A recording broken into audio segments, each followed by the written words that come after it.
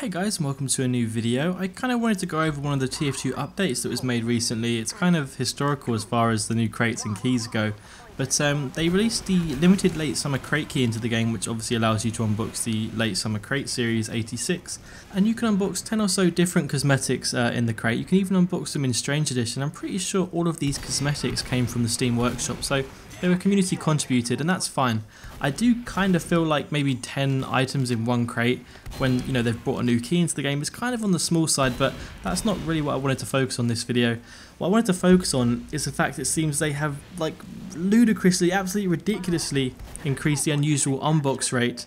In the first 5 hours of this new key coming into the game, there were over 50 unusual bloodthirsts unboxed, which is a new cosmetic that you can get in the crate.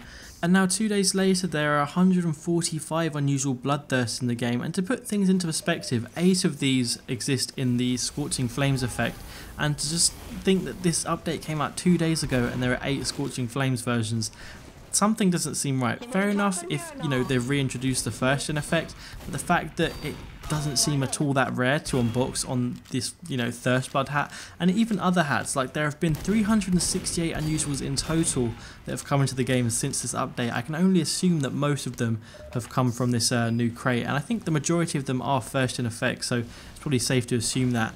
And there have been some pretty god-tier unusuals unboxed, you know, not just Thirstbloods. There's a Sunbeams KE, which I know my friend unboxed on his first crate. There's been a Sunbeams Hong Kong Cone, a Burning Polar Pullover, and I don't want to ruin any more hats because also I'm going to have to mention these in tomorrow's Hat Galore. But I really don't know what to make of this update. I myself, as a fairly high tier trader, I'm kind of bummed out because this is probably going to lower the price of a good few unusuals depending on how many more are unboxed. Got to bear in mind this crate is going to be in the game until the 13th of October, so there's a good couple of weeks left, slightly over that actually. And also I'm a little bit bummed out because I unboxed 200 keys on my 19th birthday, and I think this crate or this new key came out on the 25th, so I feel like I've missed out big time, and I just sort of, you know, wasted a load of keys when I, you know, if I'd waited a little while, you know, I'd have a chance to unbox some of these crazy unusuals that are coming into the game now. But anyway, my cons aside, I can definitely see the pros of, you know, Valve bringing a crate into the game that you can get as a drop, where you can unbox first-gen unusuals, and there's even some other things you can unbox from the crate. You can unbox strange versions of the cosmetics, and that's cool. It means that you have a fairly good chance to like profit, or at least retain a good amount of the value that you spend unboxing, which is good for unboxers. I know a lot of the time people have been unboxing, like, you know, newer crates, and they've been getting unusuals that are just pretty hard to sell because the effects aren't that high in demand. And I think it's good that Valve have addressed that. Obviously people really like first-gen effects. It's been a known fact for a while that a lot of people are buying these old crates under Series 25 on the Steam market, just so they have a chance of getting a first-gen effect unusual. And I think it's cool that Valve are listening, or at least noticing these sort of things. And I mean, it's promising, it's good.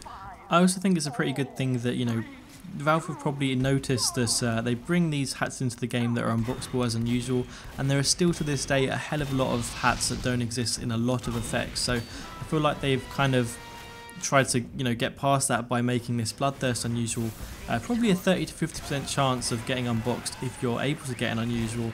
And I like the idea of that, though obviously they must have misjudged something, or maybe this was just some ploy for them to get a lot of sales as far as keys go on the Manco store.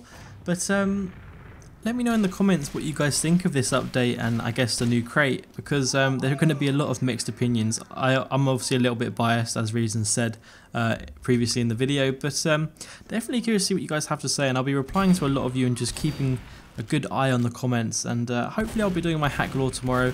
I'm kind of in two thoughts about it because I've rendered a lot of animations this week which are now hats that obviously probably shouldn't be in the Hat Galore, because there have been so many like new god tier unusuals unboxed just in the last 48 hours. But I'll let you guys know how I get on with that, probably on my pages like Twitter and stuff. And yeah, I will see you tomorrow guys for a new video hopefully. Bye!